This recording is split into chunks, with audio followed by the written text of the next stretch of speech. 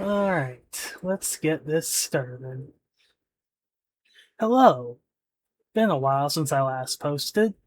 I didn't plan on coming back to posting videos on YouTube, but I think I have a good idea for a series and thought I should at least try and, do this video thing again. If you look back a few years, maybe just 1 year, I'm not really sure how old they are, worth of videos on the channel, you'll find a few videos where I used Tabletop Simulator to play a game of solo D&D.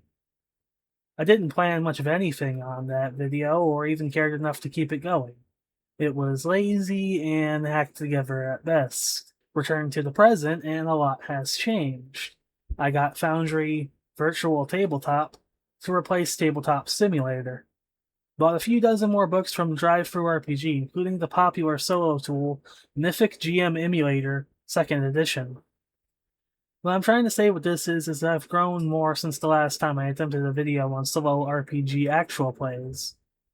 I originally didn't want to make this hobby a job, but now I'm changing my mind and starting to go back on that statement. In short, I want to try making actual play videos again using the tools and experience I learned before now. But I don't quite have a full toolbox for the game yet. But I still wanted to make a video on the prep work that's going into this game/series. So don't consider this a true episode 1 to the Astral Galaxy campaign, but rather a behind-the-scenes DM screen of a solo player's work towards this campaign. What I'm going to do for this first episode is go over the various assets, art, and even writing done, and for the hopefully upcoming Astral Galaxy actual play I'm working on. I'll show you the basics of what I've done so far in relation to the campaign. Section 1. The Obsidian Vault. My Obsidian Vault for the world of Astral Galaxy, the setting I plan to play in, it's a homebrew setting, is my first major project for the campaign. For those that don't know, Obsidian is a note-taking app that's super customizable and free to use. It's capable of being as simple or complicated as you need it to be. Plus, tons of add-ons exist for the sake of TTRPG stuff. Some people even use this app as a virtual tabletop in its own right. But that's too complicated for my liking, so I mainly use it for world-building notes and maybe some light journaling at most. My favorite part of this app is the ability to change the appearance of the app. Helps set the mood for the campaigns. Section 2. Foundry Virtual Tabletop. Foundry is my choice of virtual tabletop, or VTT for short. It's basically a digital table for RPG games. It's by far the best choice for running games because, like Obsidian, there are add-ons called modules in this app that add great quality of life features to the games I run. It also has lots of systems available for free. You may want to pay in order to get the extra quality of life stuff added to your game, but for the most part, as long as you have the system bought already, you can pretty much just find it on Foundry. I mainly use the Mythic GM Emulator add-on for automatic rolling of Mythic's tables and rules. I also got Tokenizer to add custom token frames to the character and NPC artworks to make a on-the-fly token for them. A token is basically a little picture of the character in a virtual tabletop. They tend to come in two styles. One style tries to emulate physical D&D miniatures and show a top-down figure drawing.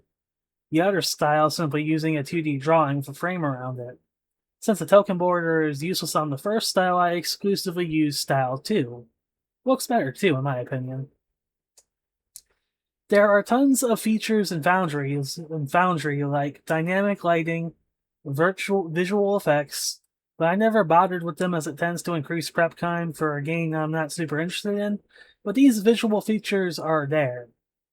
Maybe if I could be persuaded to try them for the series, I will, but I already expect to be working at least a couple of months on the series if it even comes out, so best not count on it unless I really like the idea. The extra benefit of Foundry is that you don't have to buy the same game system again to use, though I'll likely buy the Savage Worlds core rules for this virtual tabletop to make things a bit easier for myself in the future. But that's purely for quality of life in the form of adding base game notes to the app.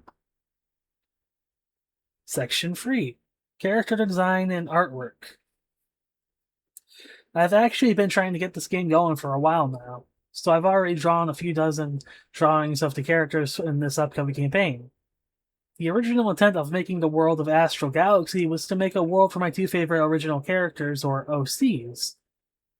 Ryan Ryder was one of my first solo TTRPG player characters, though his name and design back then was quite different. He was originally a Kamen Rider inspired transforming hero, but eventually I turned him into more of a normal character. Now he simply looks like a Showa era main character out of suit. I'll keep the backstory and his secret superpower hidden for now. While he's likely going to be the main perspective of this campaign story, he's not exactly the only protagonist like before. On to the second OC. Michael Hunter, like Ryan, was one of my first PCs in my old Ironsworn games. Like Ryan, he started mostly as a Kamen Rider homage. While Ryan's more of a Showa or at least early Heisei Rider, Michael is more of a direct homage to Shotaro from Kamen Rider Double, a detective-themed season of Kamen Rider. As since he looks like a classic detective borrowing a lot of design motifs from Shotaro. He was considered to be the quote-unquote secondary rider to Ryan Rider, but it never felt quite right to put Michael into a rider suit. Another theme taken from Kamen Rider Double is the theme of a duo of protagonists. Ryan and Michael eventually became a duo not far from Shotaro and Philip.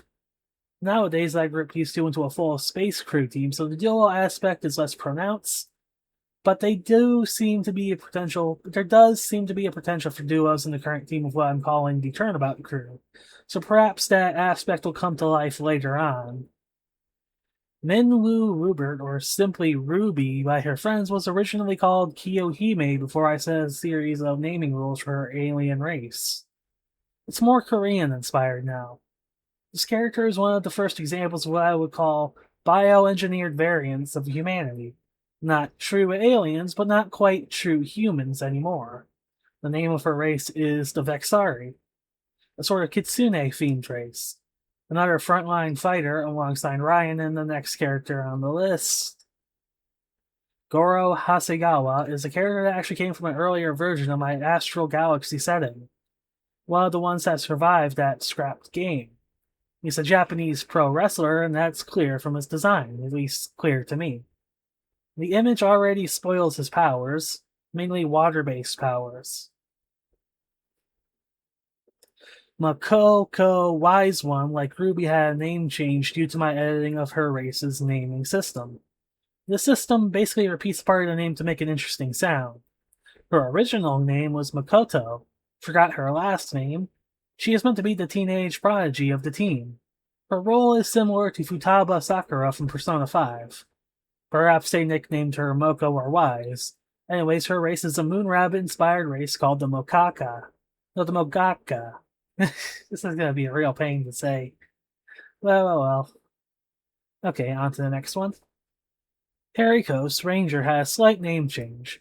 I seem to already have a good naming system for his race, so I simply expanded on that system.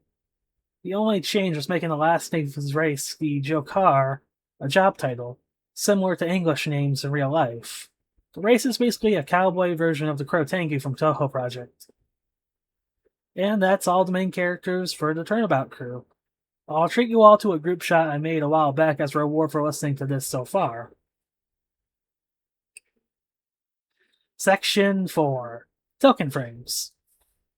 On a shorter, less interesting note, I made a basic set of token frames for use with the tokenizer module for Foundry VTT. Astral Galaxy is obviously a sci-fi campaign, sci-fi setting I'm making for the series, so I found the existing token frames out there to be too fancy to really fit the theme. So I made hexagon frames that still look more fantasy than intended. Probably because of the gemstone in the middle. But, we take these victories when we can.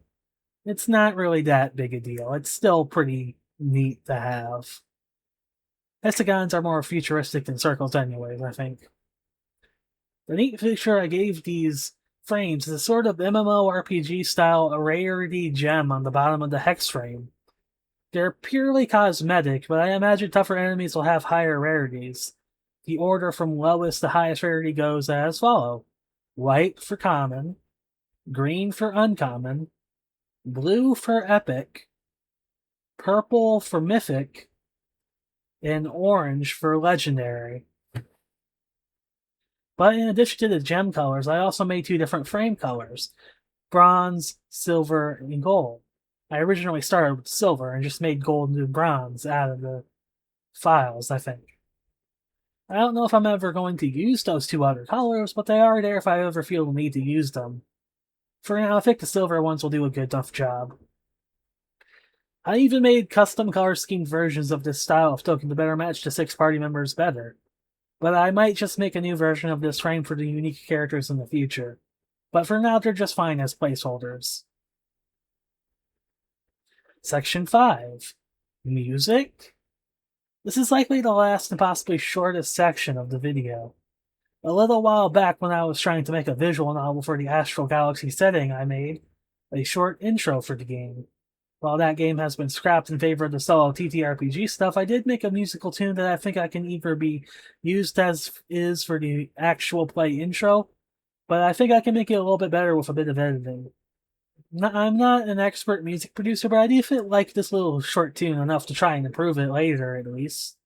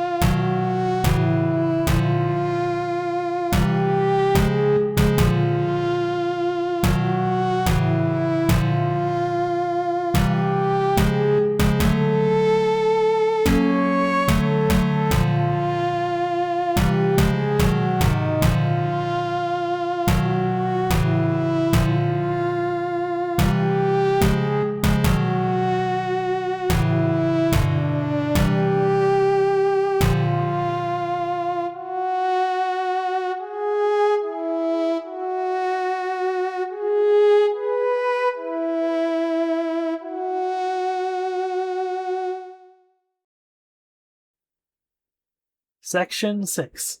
Closing statements and future plans. That's pretty much the whole list of stuff made for the campaign thus far. It's not a lot, but it is a starting point for the future.